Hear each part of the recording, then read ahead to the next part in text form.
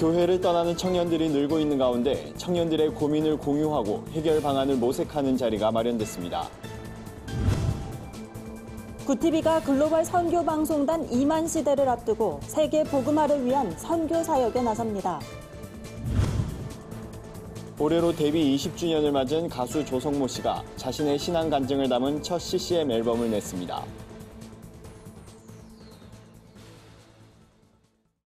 안녕하십니까. 굿티비 뉴스입니다. 교회를 떠나는 청년이 늘고 있습니다. 심각한 취업난과 결혼 문제 등으로 신앙생활을 멀리하게 되기 때문인데요. 청년들의 현실적인 고민을 함께 나누고 교회가 할 수 있는 역할을 모색하는 자리가 마련됐습니다. 한혜인 앵커가 취재했습니다. 청년사역단체 세길과 세일이 864명의 청년을 직접 만나 교회를 떠나는 이유에 대해 들어봤습니다. 조사 결과 1위는 경제활동, 2위는 교회가 주장을 억지로 강요하기 때문인 것으로 나타났습니다. 이어 관계의 문제, 목회자의 비윤리적인 삶, 믿음의 결여 순으로 조사됐습니다. 사단법인 세길과 세일, 기독교 변증사역연구소, 그리고 굿티비가 공동으로 주최한 비츠루 포럼은 청년의 시선에서 현재의 한국교회가 처한 상황을 진단하고 대화를 통해 대안을 모색하고자 마련됐습니다. 지금 우리 한국 청년들이 자꾸 예수님을 떠나고 있어요. 그래서 그들에게 진정한 하나님 나라가 어떤 것이고 그 하나님 나라에 잘 속하면 그들의 삶이 얼마나 아름답고 선하고 온전한 것이 되는지에 대한 그 메시지를 전하기 위해서 개최하게 됐습니다. 이번 포럼엔 약 150여 명의 청년 사역자와 리더가 참석했습니다. 이들은 교회가 청년들의 고민에 공감하고 논리적인 해답을 제시할 때 청년 부흥이 일어날 것이라고 입을 모았습니다. 평소에는 답을 찾지 못했던 질문들에 대해서 찾음으로써 하나님은 더 어떤 분이시고 또한 그걸 통해서 누군가 이런 질문을 했을 때 좀 더 바른 길을 제시해 줄 수 있는 사역자가 되고 싶어서 그런 거를 얻어갔으면 좋겠습니다. 논리적인 부분으로 성경을 설명하는 부분이 가장 기대가 되었습니다. 그래서 이제 저희가 지금 청년들이 새로운 새신자들이 저희 교회에 저저번 주부터 계속 한 팀씩 들어오고 있거든요. 그래서 그분들에게 성경에 대해서 더 이야기해 줄 수 있고 청년들은 2박 3일간 진행되는 이번 포럼에서 종교 다원주의자, 무신론자, 과학이 진리라고 주장하는 사람들의 논리와 비교해 기독교의 진리가 무엇인지 체계적으로 배우는 시간을 갖게 됩니다. 청년들이 크리스천으로서의 정체성을 잃지 않고 살아갈 수 있도록 이끌어주고 공감하는 교회의 노력이 무엇보다 절실해 보입니다. 굿티비 뉴스 한혜인입니다. 굿티비가 세계 복음화의 비전을 함께 이뤄갈 동역자를 찾습니다. 한국교회의 선한 사역을 알리기 위해 창단된 굿티비 글로벌 선교방송단은 선교에 소명이 있는 사람은 누구나 함께할 수 있습니다. 글로벌 선교방송단은 교회의 선한 사역과 목회자들의 아름다운 헌신을 세상에 알리기 위해 기획된 제도입니다. 미자립, 개척교회와 파송 선교사들의 사역, 교회 공동체의 정보를 공유하고 지원하며 초대교회의 공동체 정신을 되살리기 위한 다양한 사역을 전개합니다. 이를 위해 현재 17,000여 교회와 단체, 성도가 글로벌 선교방송단에 참여하고 있습니다.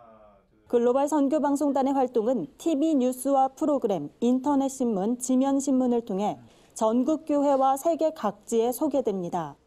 현재 10기를 모집 중인 글로벌 선교방송단은 선교 방송교회와 교회 기자, 선교사 기자, 학생 기자, 선교 방송 PD와 미디어 선교사로 구성됩니다. 미디어 선교에 소명이 있고 세례받은 정통교회 교인이라면 누구나 지원할 수 있습니다. 발라드 음악으로 대중의 큰 사랑을 받은 가수 조성모 씨가 첫 CCM 앨범을 선보였습니다. 조 씨는 지난 20년간 뮤지션의 길을 인도한 주님께 드릴 것은 감사뿐이라며 자신의 신앙을 고백했습니다. 가수 조성모 씨의 CCM 음반 땡스 발매를 기념하는 감사 예배가 열렸습니다. 이날 설교를 맡은 로아 29 문화선교단 최원준 목사는 조성모 집사는 세상의 부와 명예를 얻은 가수였지만 그 삶을 허락하신 하나님을 최우선으로 두며 사는 신앙인이라고 소개했습니다.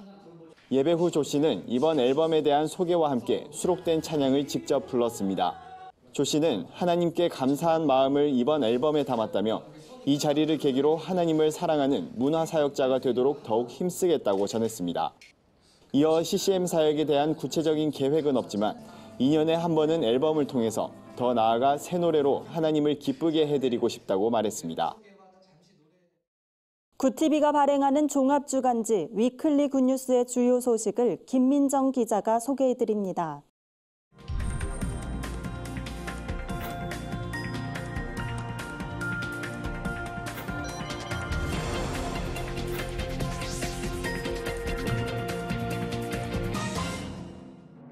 이번 주 주요 뉴스 브리핑입니다. 세계의 만남으로 불리면서 전 세계의 이목을 집중시켰던 남북미 정상회담. 한반도 정세가 새로운 국면을 맞게 됐는데요. 향후 전망은 어떤지 알아봅니다. 혼밥 문화가 확산하면서 사회 경제 전반에도 여러 변화들이 나타나고 있습니다. 앞으로 1인 가구는 꾸준히 늘어날 것으로 예상되는데요. 삶의 패턴까지 바꾸는 1인 가구의 실태를 조명했습니다. 계속되는 경기 불황에 빚을 갚지 못하고 파산하는 개인과 기업이 11년 만에 증가세로 돌아섰습니다. 해결 방안은 무엇인지 살펴봅니다. 사람을 살리는 한 통의 전화, 한국생명의 전화에서 40년째 상담 봉사를 하고 있는 박주선 이사를 만났습니다. 이번 한 주 가장 뜨거웠던 이슈는 단연 남북미 정상회담이 아닐까 싶습니다. 판문점에서 성사된 남북미 정상의 역사적인 만남은 세계를 떠들썩하게 한 뉴스였습니다. 특히 지난 2월 하노이 회담 결렬 이후 교착 상태에 있었던 북미 관계가 새로운 국면을 맞게 됐다는 평가입니다. 앞으로 북미 간의 비핵화 협상이 어떻게 전개될지 관심이 모아집니다. 속도보단 좋은 협상을 하겠다는 양국의 의지가 관건이 될 것으로 보입니다. 문재인 대통령은 이번 회담을 계기로 남북에 이어 북미의 새로운 평화 시대가 시작될 것으로 내다봤는데요. 북미 관계의 개선에 대한 기대와 함께 한반도 평화 프로세스를 진전시키는 데 속도를 낼 것으로 보입니다. 혼밥, 혼술, 혼행, 혼영. 혼자 밥을 먹고 술을 마시고 여행을 하고 영화를 본다는 뜻의 신조어입니다. 우리나라의 1인 가구는 계속해서 증가하는 추세입니다. 2020년에는 1인 가구의 수가 600만 호를 넘을 것이란 전망도 나오는데요. 더 이상 낯설지 않은 1인 가구의 생활 행태는 사회 경제 전반에 큰 변화를 가져오고 있습니다. 1인용 간편식, 배달의 플랫폼 시장이 빠르게 성장하고 있고 주택 시장도 1인 가구에 맞는 중소형 물량이 늘고 있습니다. 전문가들은 1인 가구의 특성을 파악한 정책을 고려할 필요가 있다고 조언했습니다. 이번 주 굿뉴스에선 40년째 한국생명의 전화에서 상담 봉사를 하고 있는 박주선 이사를 만났습니다. 우연한 기회에 한국생명의 전화가 주관하는 시민상담교실에 참여하면서 봉사를 시작하게 됐다고 하는데요. 죽음을 결심한 사람들의 전화를 받으면서 생명의 소중함을 매 순간 절감한다고 합니다. 더 살아보겠다, 잘 살 수 있을 것 같다는 말을 들을 때 가장 보람을 느낀다고 하는데요. 4년 전부터는 박 이사의 딸도 이 일에 함께하고 있습니다. 박 이사는 절망에 서 있는 사람들에게 절망은 곧 기회라 말해주고 싶다며 자신이 좋아하는 일을 하면서 진정한 행복을 누리길 바란다고 전했습니다. 범죄인 인도 법안으로 촉발된 홍콩의 민주화 시위가 갈수록 격화되고 있습니다. 홍콩 반환 22주년이었던 지난 1일 55만 명의 시민들이 거리로 쏟아져 나왔습니다. 이들은 범죄인 인도 법안의 완전 철폐와 캐리람 행정장관의 사퇴를 촉구했습니다.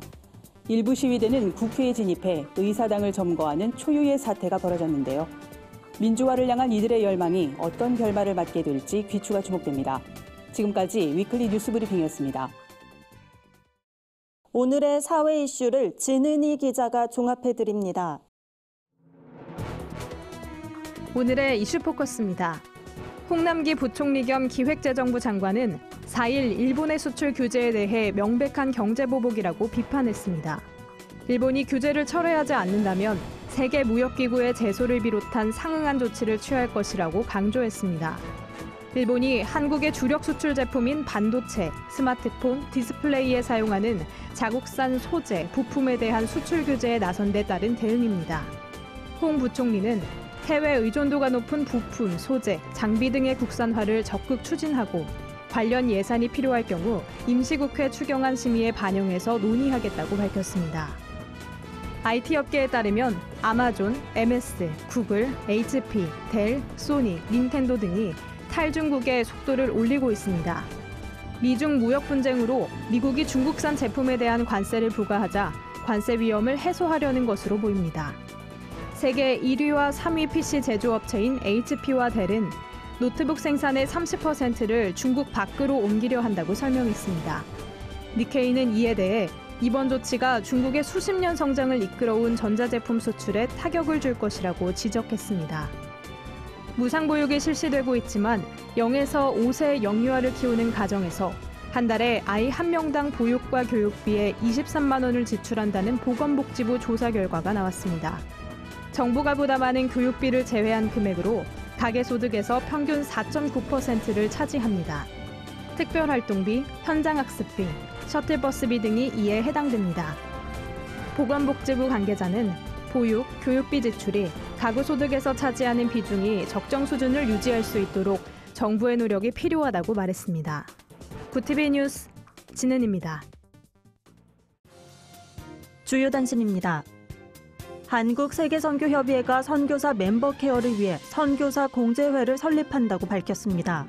KWMA는 공문을 통해 최근 예비조사를 마치고 타당성 조사를 시작했다고 말했습니다.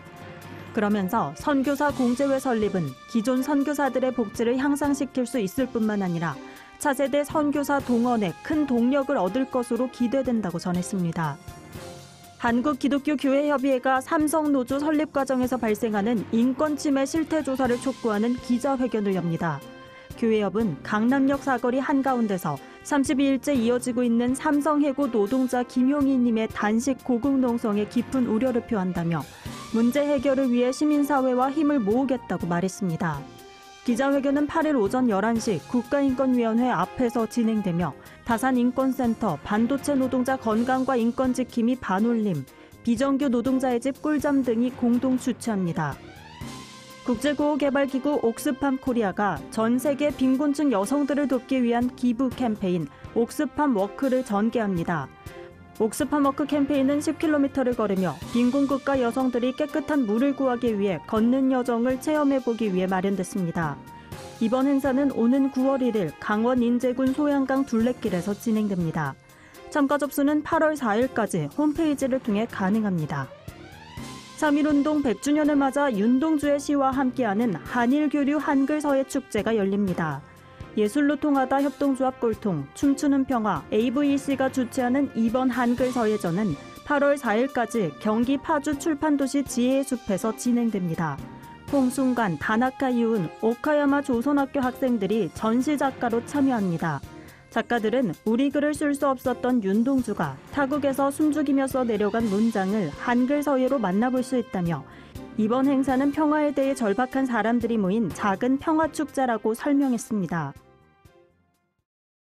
이상으로 뉴스를 마칩니다. 구티비 뉴스는 인터넷 신문 데일리 굿뉴스를 통해서도 보실 수 있습니다. 시청해주신 여러분 고맙습니다.